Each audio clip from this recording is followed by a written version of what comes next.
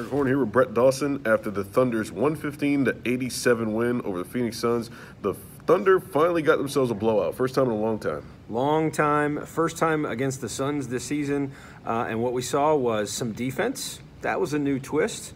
And some real concerted effort, some energy in pushing the tempo. Russell Westbrook really tried to get out. Even on some makes he was pushing, but off misses he really pushed. The Thunder got out in transition. It allows them to do so many different things. And one of the guys who really kind of thrived in transition was brand new starter Corey Brewer. Yeah, Corey Brewer had a great game as his first game as a starter. You know, we questioned before the game whether or not this was the right move for the Thunder's starting lineup. Josh Huestis has some pretty good numbers in terms of playing with that starting four. And Corey Brewer came through tonight. You know, he had 17 points. He was really active on defense and offense. He's able to even get out on his own in transition. Yep. And, you know, the Thunder definitely appreciated that. You know, the guys were just hanging back behind the half court and let Corey Brewer do his thing. Is he going to be able to do that every night? Probably not. It's the Suns. They're terrible. They are but terrible. At the same time, you know, he gives you a little bit more of what Josh Huestis couldn't do. He gives you some of the same things that Andre Robertson can do. Yep. And he gives you more offensively than both of those guys can do at times. And, you know, he had a good game tonight. He's not a good three-point shooter, but he's been making a couple of threes. Billy Donovan said tonight he has a lot of trust in Corey Brewer when he's open in the corner, and he's going to get some. The fact of the matter is, as Billy said, like the fifth guy in that lineup is going to get some looks. He's going to have some opportunities because teams aren't going to guard him that hard. You've got Russell Westbrook and Paul George and Carmelo Anthony and Steven Adams out there. You talked about some of the things that Robertson does that he does. He cuts. He's a really good cutter. We saw that tonight. He cuts the baseline. He'll cut on an offensive rebound. He can finish. You know, he's not a bad finisher. He should have dunked one tonight and got mad at himself, and Steven Adams kind of chided him a little bit for not dunking it. But he makes free throws. He gets to the line and can make some when he's making those cuts. So he also just plays with a bunch of energy. He is boundless. He smiles. He laughs. He's talking all the time. I don't know that this works as well. It probably doesn't work as well against a good team. But he is a veteran presence, and, you know, Billy Donovan got asked before the game, are you worried at all about messing with chemistry at this stage of the season? And he's like, look, we've tried so many guys in that spot.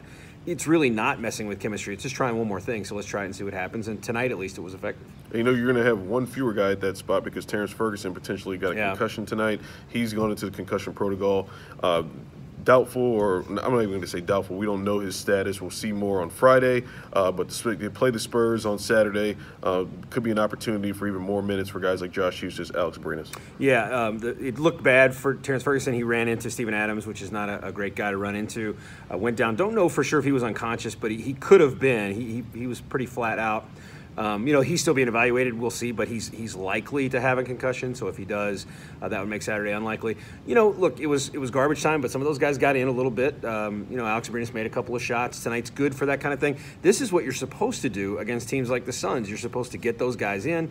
You're supposed to do what they did with Paul George in the fourth quarter, which is leave him in a little bit of in a blowout and let him try to get a little rhythm. Let Abrines make some shots. Maybe this stuff bodes a little bit well, at least, going into the San Antonio game. Russell Westbrook was outstanding tonight. Awesome. Can't leave without saying that about Russell Westbrook. 27 points, 8 rebounds, 9 assists. His only 2 turnovers came in the last 54 seconds of the third quarter. He was clearly chasing a triple-double. Very much so.